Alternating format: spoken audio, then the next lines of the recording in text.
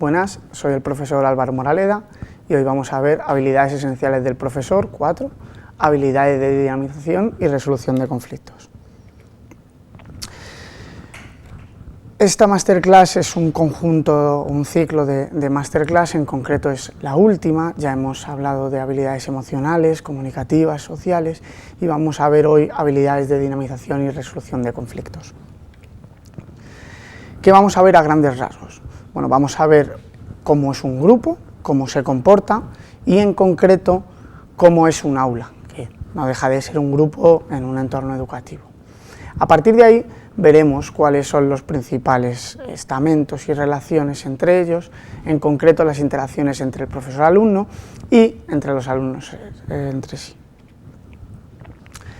¿Por qué son importantes los grupos? Bueno, los grupos son importantes debido a su omnipresencia. Los grupos están presentes en todo nuestro momento de nuestra vida y aquí aparecen aspectos relacionados con el liderazgo, influencia, mayoría, minoría. Es fundamental desde una perspectiva psicológica el entender cómo funciona un grupo para así poder ver cómo se desarrolla el comportamiento de esos individuos. Cuando nosotros estamos en un grupo hay algo que influye en nosotros y nos cambia de manera conductual, por eso queda afectado en lo que pensamos, hacemos. Y estos grupos son importantes porque generan en nosotros diferentes emociones, alegrías, tormentos, etc. ¿Qué define a un grupo a grandes rasgos?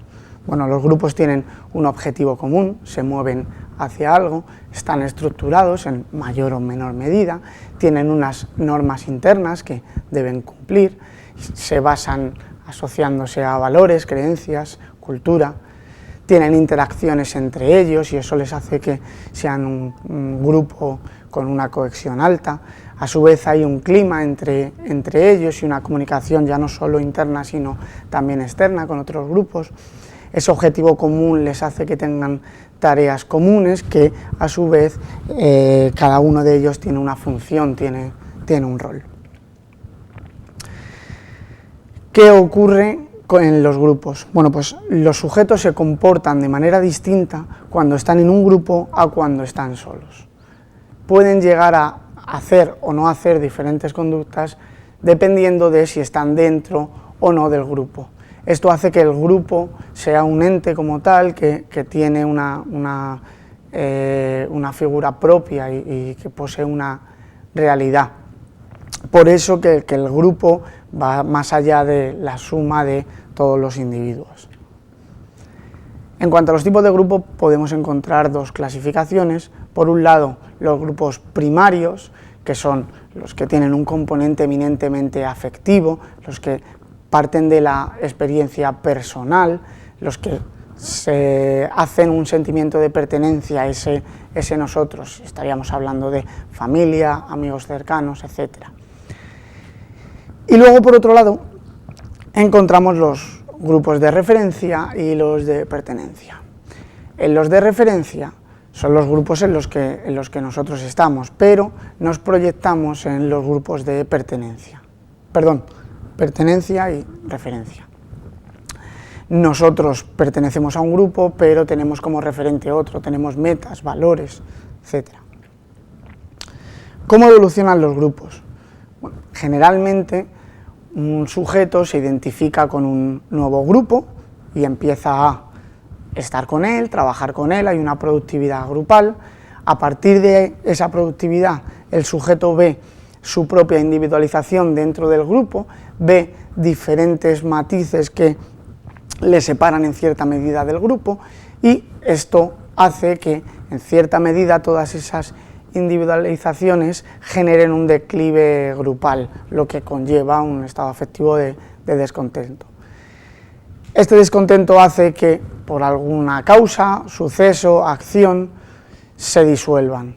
Sería nacimiento, evolución y muerte. Si nos centramos ya en entornos educativos, tendríamos que hablar del aula, que es donde se ve al grupo trabajar. Y aquí vemos una relación entre profesor y alumno que es diferente, es asimétrica. Es asimétrica en dos sentidos. Por un lado, en el sentido del conocimiento, el docente tiene más conocimientos que el alumno, y por otro lado, en cuanto a la autoridad, el docente tiene un rol de autoridad que el alumno no tiene. Y por eso aparecen dos tipos de liderazgo: el poder de experto, que aquí es el hecho de ser un referente por el conocimiento de un temario, y esto va a hacer que generemos un clima emocional con los alumnos positivos. Y por otro lado está el poder autoritario, que se basa eminentemente en premios y castigos. Este cambio conductual les funciona a corto plazo, pero no genera esa dependencia, ese componente afectivo que sí genera el poder de experto. En cuanto al aula, el alumno ve que tiene tres diferentes estatus. Por un lado, el estatus social; por otro lado, el estatus vinculado a su rendimiento académico; y por otro lado, el estatus que tiene en el posicionamiento en el grupo de pares. A partir de ahí hay diferentes normas: la de los valores externos, familia, sociedad en general; la escolar, vinculada al rendimiento académico; y la del grupo de pares o ese grupo de referencia. ¿Cuál es el problema que tiene el docente? Bueno, pues cuando veníamos hablando del rol del docente, hay que contextualizar que el rol del docente de antes no es el mismo que el rol del docente de ahora. Se ha perdido un poco esa imagen del docente. Y a su vez, cuando el docente quiere trabajar y quiere buscar una mejora, pues entra en conflicto con diferentes aspectos, como por ejemplo aquí pueden ser los recursos materiales y personales.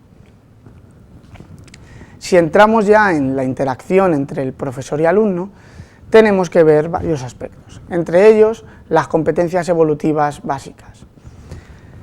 Los alumnos generan esa interacción con el profesor en una primera instancia basándose eminentemente en el plano afectivo, en una relación de apego.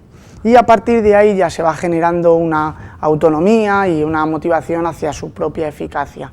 Para ello, luego se van generando diferentes habilidades sociales más sofisticadas, que se basa en el hecho de trabajar con otros niños, la relación entre iguales. No obstante, ellos tienen modelos internos básicos. El niño tiene una imagen de diferentes personas a partir de las cuales él se proyecta y construye sus modelos representacionales. Para ello, lo que tenemos que hacer es que esas personas referentes generen en él unas experiencias en cuanto a interacción que les ayuden a confiar en sí mismo, ser capaces de entender lo que sucede y buscar una posible resolución de problemas. En cuanto a la interacción profesor-alumno, aparece el efecto Pigmalión, que fue en primera instancia estudiado por Rosenthal y Jacobson, y lo que venían a decir a grandes rasgos es que las expectativas que tiene el profesor sobre el alumno se pueden cumplir independientemente de que esa no sea la realidad. ¿Cuál es el problema? Que estamos generando, tenemos unas expectativas sobre los alumnos que al final pueden hacer que ellos mismos se acaben creyéndoselas y actuando en consonancia a. Esto ocurre sobre todo con los niños más pequeños, con una inteligencia media y también con minorías étnicas. Es importante el ser conscientes de que nuestras expectativas sobre los niños, y sobre todo cuando los niños son pequeños, generan en ellos un valor muy importante. El niño, sobre todo en las primeras etapas, tiende a creer que tiene una relación privilegiada con el profesor y de hecho no le gusta la relación que tienen otros niños con él. ¿Por qué? Por esa cosmovisión antropocentrista, que tiene una tendencia absolutista y egocéntrica. Ellos son muy conscientes y sobre todo tienden a magnificar ese tratamiento diferencial. Por ello, vemos tres estilos de profesores. Por un lado, el profesor proactivo, que es el que trata de tener interacción con los alumnos, pero siempre desde una flexibilidad, pero considerando que él es el que marca los objetivos, él es el que marca lo que a fin de cuentas él quiere, y no deja que la propia conducta de los alumnos o las expectativas incluso que él tiene le lleven a modificar esos objetivos que planteó en un primer momento.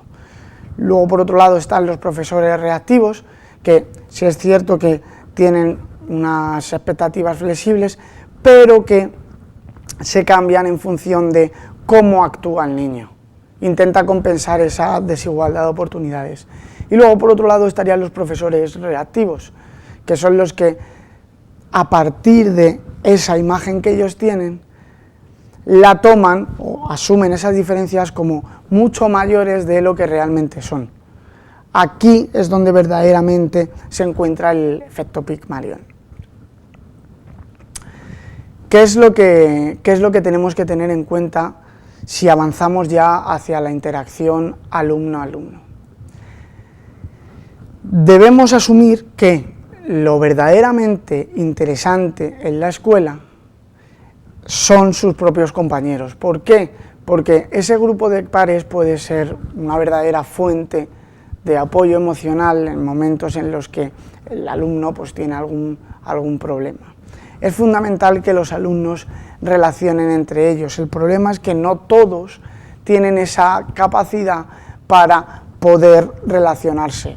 Es decir, no tienen las competencias sociales desarrolladas. Es importante ser consciente de que generalmente vemos la socialización desde una perspectiva de adulto. En cambio, los niños ven la socialización de otra manera. Y es importante que ellos socialicen. ¿Por qué? Porque va a tener en sí no solo el hecho de comunicar, sino de ser comunicado, esa experiencia recíproca.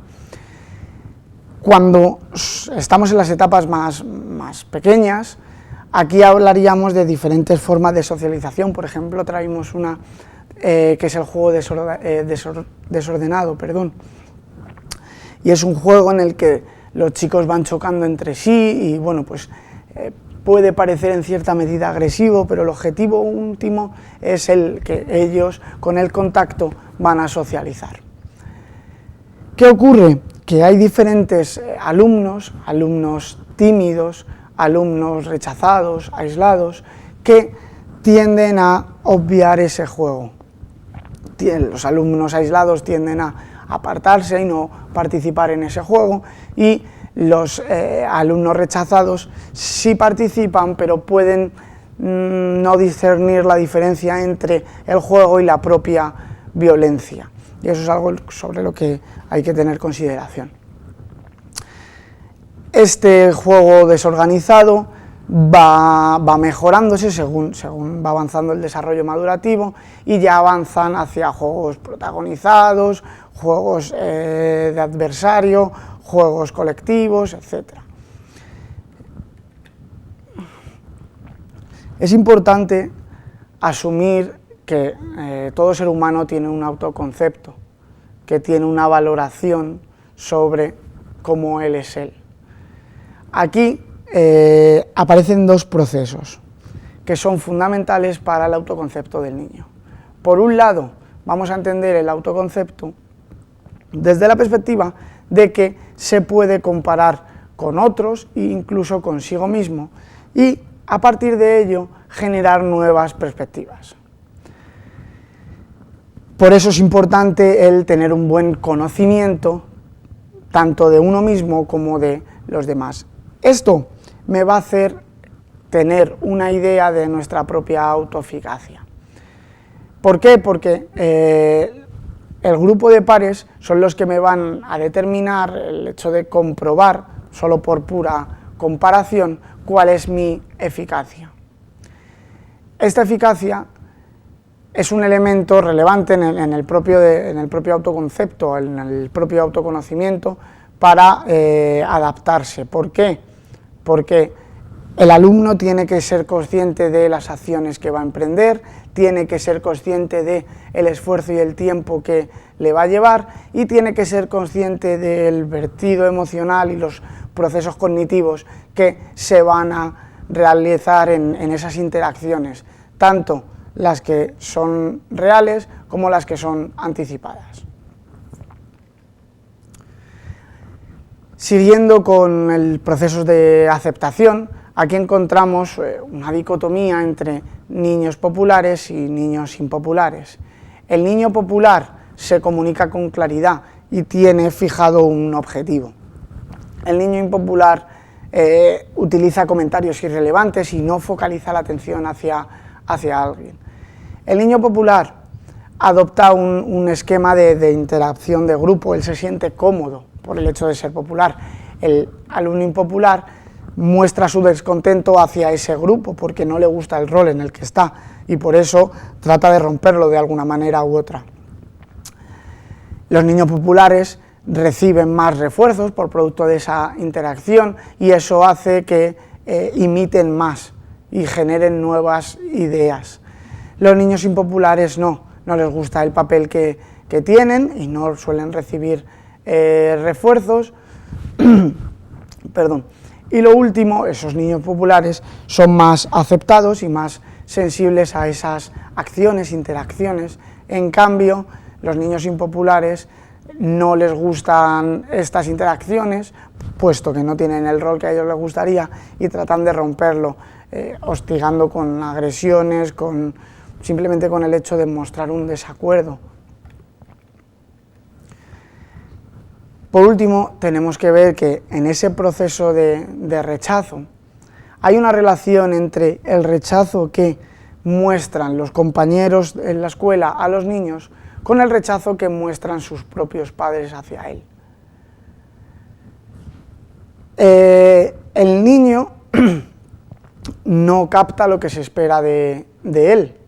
Él no asume que lo está haciendo mal y cuando lo asume entiende que no se está mostrando lo que él realmente quiere y por eso utiliza mecanismos para tratar de mostrarlo, para tratar de captar la atención. ¿Cuál es el problema? Que por el bajo desarrollo competencial social hay estrategias sociales pues, poco elaboradas, ineficaces y que tienen un efecto negativo. La interacción con los otros niños se caracteriza por la necesidad de llamar la atención sobre él, tratar de ser el centro de la comunicación y ser el centro del grupo, puesto que no les gusta esa posición que tienen, pero lo hacen de una manera que no destaca en cuanto a la ejecución de la tarea, sino a la propia atención sobre sí mismo. Y aquí encontraríamos dos tipos de niños, niños aislados y niños controvertidos. Niños aislados, que son generalmente impopulares, que son tímidos y que suelen buscar obviamente conductas de evitación. ¿Por qué? Por el miedo, la ansiedad a ser el centro. Evitan ese juego desorganizado, se separan, saben que son conscientes de ese aislamiento y ese aislamiento les genera a ellos también un propio estrés, puesto que no saben cómo gestionar ese hecho de estar aislado. Son conscientes de que tienen unas bajas competencias sociales y eso pues a su vez les mina más y hace que se infravaloren y el problema es que suelen tener una situación de mayor riesgo de privación socioemocional. Por otro lado, hablaríamos de los niños controvertidos. Los niños controvertidos tienen el papel de niño rechazado y popular. Como ya decíamos, llaman la atención sobre sí mismo y no sobre la ejecución de la tarea. ¿Por qué? Porque generalmente tienen una lentitud en el aprendizaje y su forma de llamar la atención es por sí mismo. Generalmente suelen tener unos niveles medios de colaboración, pero ese papel de rechazo puede hacerles incluso que tengan un liderazgo, pero no de la manera que todos queremos.